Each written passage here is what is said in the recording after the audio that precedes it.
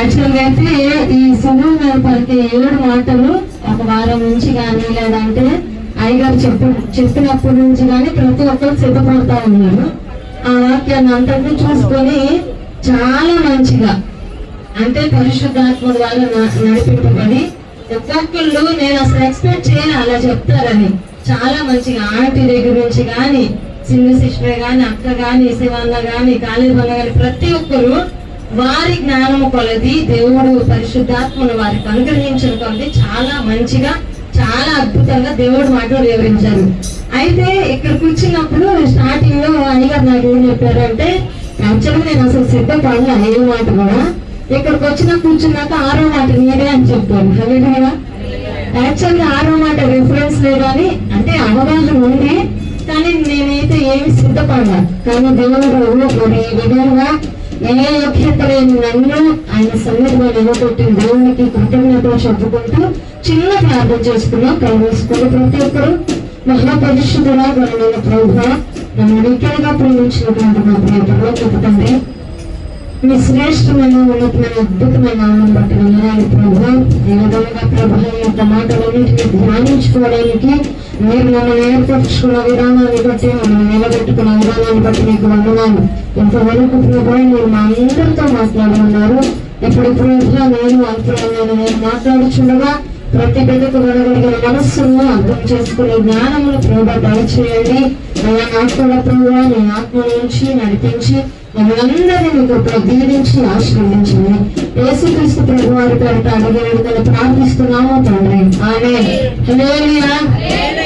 ఇబ్బందిగా ఉంది కూర్చోలేకపోతున్నాం అన్నవాళ్ళు హల్లెలూయా చెప్పండి. దేవుడు ఎప్పటికైనా ఆశీర్వదిస్తాడు. చాలా మంది 10 లోపే వచ్చిన వాళ్ళు ఉన్నారు కాబట్టి సమయాన్ని దృష్టిలో ఉంచుకొని చాలా త్వరగా నా మాటలు ముగిస్తాను. మొదటి మాట నుంచి కూడా ఈ 6వ మాట దాకా దేవుడు పలికిన ప్రతి మాట కూడా మన జీవితంలో మనం నేర్చుకోవాల్సిన ఎంతో అవసరం ఉంది. మొదటి మాట దగ్గర నుంచి చివరి మాట దగ్గర కూడా దేవుడు ఆశామాషిగా ముట్టిగా పలకలేదు. ఎంతో వేదన కలిగి ఎంతో బాధ కలిగి ఆయన రక్తాన్ని కాల్స్తూ ఈ మాటలు పలికాడు. ఎందుకు పలికాడు అంటే ఆ మాటల ద్వారా మనము మారుతాము. ఆ మాటల ద్వారా మన జీవితంలో మార్పు జరుగుతాడు. మొదటి మాటలో మనం ఏం చూసాము? క్షమించే హృదయాన్ని చూసాము. 2వ మాటలో ఏం చూసాము?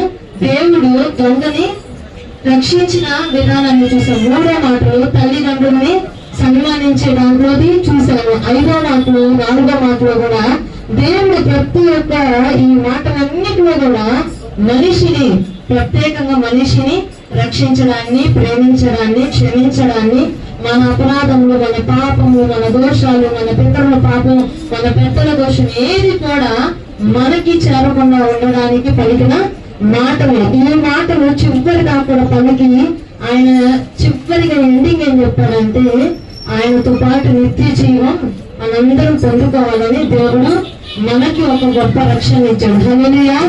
నాకు ఇవ్వబడిన మాట యోహాను సువార్త 19వ అధ్యాయం 30వ వచనం.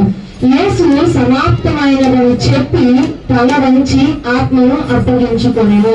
హల్లెలూయా. హల్లెలూయా. ఒకసారి చెప్దామా? హల్లెలూయా. చివరికి వచ్చేసామండి. కొంచెం ఓపిక పడితే ఈ ఒక కొద్ది ఆశీర్వాదాలు మనందరం పొందుకుందాం. హల్లెలూయా. ఈ దేవుడు సెలవు మీద యేసుక్రీస్తు ప్రభు ఈ మాటలన్నీ చెప్పి 6వ మాటగా పలికింది ఏంటంటే సమాప్తము అయినది, ఇక ముగిసింది, ఇంకా మొత్తం జరిగిపోయింది. అప్పుడు దాకా యేసుక్రీస్తు ప్రభు వారిని చిత్రహింసలు పెట్టాడు. ఒక్క మాట అంటేనే మనం పడం కదా. ఈ చంప మీద కొడితే ఈ చంప ఇటు తిరిగి అటు తిరిగి రకరకాలుగా ఆయన యొక్క రక్తం అంతా కాల్చబడి తల మీద ముళ్ళ కిరీటం పెట్టబడి ఆయన శరీరం అంతా దున్నపడిందంట. కొరడాలతో కొట్టేటప్పుడు అంట ఆ కొరడానికి పొద్దునైన సన్న సూదులు అంటే సన్న బ్లేడ్ లాగా ఉండే అవన్నీ కట్టారంట. ఆ కట్టి ఆయన కొట్టినప్పుడు అంట ఈ యొక్క పక్కన శరీరం అంతా కూడా ముద్దలాగా వచ్చేసిందంట. ఒక్కసారి ఆలోచించండి, అది ఎంత బ్రతికుండగా ఒక చిన్న సూది పొరపాటున మనకి సూది గుచ్చుకుంటేనే ఎంత బాధ ఉండేది. షుగర్ టెస్ట్ వాళ్ళు చేసేటప్పుడు ఆ సూది గుచ్చితే అంత నరాలు చుమ్మని అనిపించింది కూడా నొప్పి. దానికంటే 100 అంతలు 1000 అంతలు యేసుక్రీస్తు ప్రభు వారు మన కోసం ఆ యొక్క శిలువ మీద అనుభవించారంట. అనుభవించి రక్తాన్ని కార్చి ఎన్నో శ్రమలు అనుభవించి ఉమ్ములేయబడ్డాడు, అవమానపరిచాడు. నువ్వు రక్షకుడు కదా, నువ్వు మరి యూదుల రాజువు కదా, నువ్వు రక్షించుకోలేవని హేళన చేసి ఎగతాళి చేసి ఆయన్ని నానా హింసలు పెట్టి అంత కూడా సిలువ మరణం వేసే అంత అర్హత అంత పాపం ఆయన ఏం చేయలా కదా. అంత పాపం గాని దోషం గాని ఆయన ఏమి చేయకపోయినప్పటికీ ఆయన మన కోసం సిలువలో మరణించి ఈ మాటలన్నీ చెప్పి చివరికి ఏమన్నాడంటే, సమాప్తమైనది ప్రభువా, నీ చిత్తం నా జీవితంలో, నేను వచ్చిన పనిని ఆయన సమాప్తం చేశాడు. హల్లెలూయా. ఆయన నెరవేర్చాడు. ఆయన కప్పగింపబడిన పని, ఆయన చేయవలసిన పని ఏదైతే ఉన్నదో ఆయన శిలువ మీద ఆ పనిని జరిగించి ఆయన చెప్తున్నాడంటే, సమాప్తమైనదని చెప్పి తన వంచి తన ఆత్మను దేవునికి అప్పచెప్పాడు. హల్లెలూయా. ఫస్ట్గా మొట్టమొదటిగా 4 మాటలు చెప్తాను. దేవుడు ఎందుకోసం భూమి మీదకి రావాల్సి వచ్చింది, దేవుడు భూమి మీదకి వచ్చిన తర్వాత ఏ విధంగా మరణించాల్సిన మనసు వచ్చినదో చూద్దాం. మొట్టమొదటిగా దేవుడే ఈ యొక్క భూమి మీదకి ఎందుకు వచ్చాడంటే, యోహాను సువార్త 4:34 చూస్తే ఆయన చిత్తాన్ని నెరవేర్చడానికి యేసుక్రీస్తు ప్రభు వారు ఈ భూమి మీదకి వచ్చాడు. హల్లెలూయా. మొట్టమొదటిగా యెహోవా తండ్రి అయిన దేవుని యొక్క చిత్తాన్ని నెరవేర్చడానికి యేసుక్రీస్తు ప్రభు వారు భూమి మీదకి వచ్చాడు, ఆ పనిని జరిగించాడు.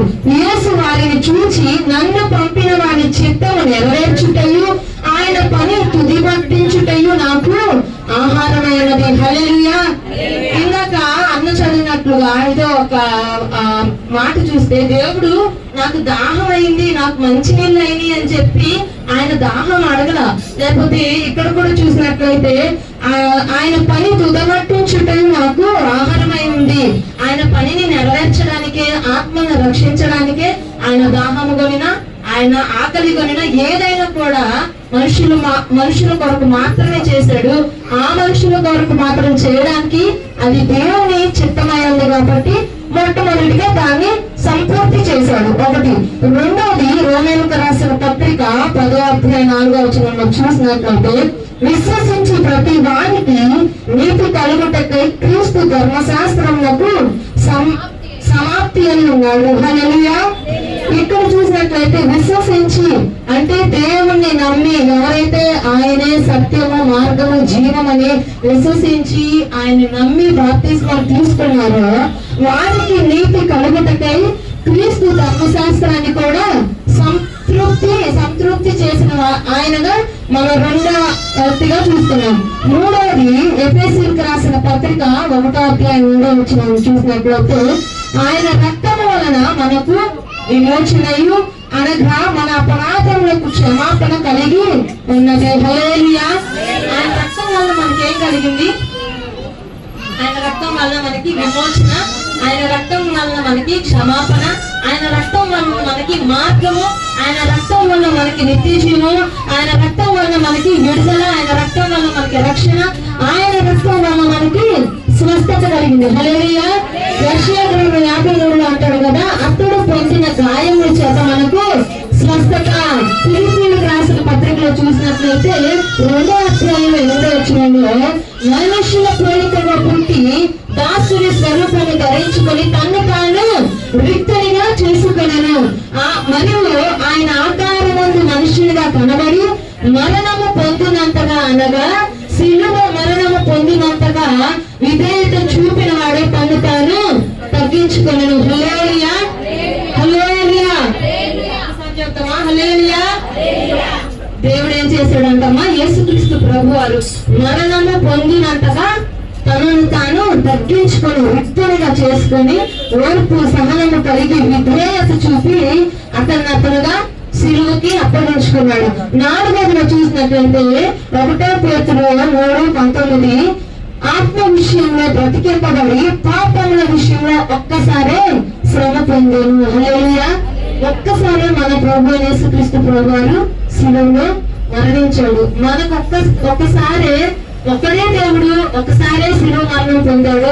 ఒకసారి మనకి నిత్య జీవాన్ని ఇవ్వడానికి దేవుడు సిద్ధంగా ఉన్నాడు. ఆ పరలోక రాజ్యాన్ని ఇవ్వడానికి దేవుడు మనందరికి సమీపంగా ఉన్నాడు. కాబట్టి మన పాపాల్ని, మన దోషాన్ని, మన అతిక్రమాన్ని క్షమించడానికి యేసుక్రీస్తు ప్రభు వారు శిలువలో మరణించారు. శిలువలో ఈ మాటలు చెప్పాయినా ఇంకా రక్షణ లేని వారు ఎవరైనా ఉంటే, మారు మనసు పొందని వారు ఎవరైనా ఉంటే, బాప్తీసం తీసుకుని వారు ఎవరైనా ఉంటే ఈ మాటల ద్వారానైనా మారు మనసు పొందుతారోనని సేవకులైనా గాని, సంఘంగా మనమైనా గాని, ఎక్కడ ఉన్న ప్రతి ఒక్కరు కూడి వాళ్ళందరూ కూడా ఉంది. ఎక్కడ దినాలు, సంవత్సరాలు, రోజులు అన్ని గడిచిపోతాయి. ఈ యొక్క గుడ్ ఫ్రైడే పోతే మళ్ళీ నెక్స్ట్ ఇయర్ గుడ్ ఫ్రైడే వచ్చింది. ఆలోపు మనం ఉంటామో ఉండమో తెలియదు. నిన్న చూసిన వాళ్ళని ఈ రోజు చూడడానికి లేనే లేరు కదా. గొప్ప సేవకులే గాని, లేకపోతే గొప్ప గొప్ప పేరు ప్రఖ్యాతలు గాంచిన వారే గాని నిన్నున్న వాళ్ళు ఈ రోజు లేరు. శివరాజయ్య గారు మాట్లాడతారు, మనిషి బ్రతికి ఎంత అండి, 2 వాంతులు 4 మోషన్లు అయితే జరుగుతారా? లేగవు కదా. కానీ దేవుడు గొప్పగా మనకి సమయాన్ని ఇస్తున్నాడు, అవకాశాన్ని ఇస్తున్నాడు. బహు చెడ్డ దినాల్లో, బహు ఘోరమైన అంత్య దినాల్లో మన